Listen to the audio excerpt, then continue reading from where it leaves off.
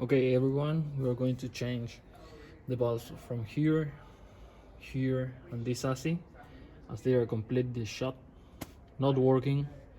So we'll be checking how to change this with the original parts from Honda. So you can see, no lights,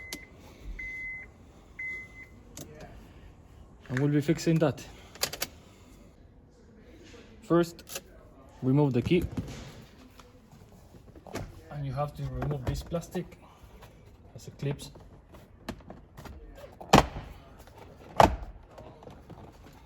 Don't be afraid to pull. There we go. It's fine like that. As you can see, this one it's already out.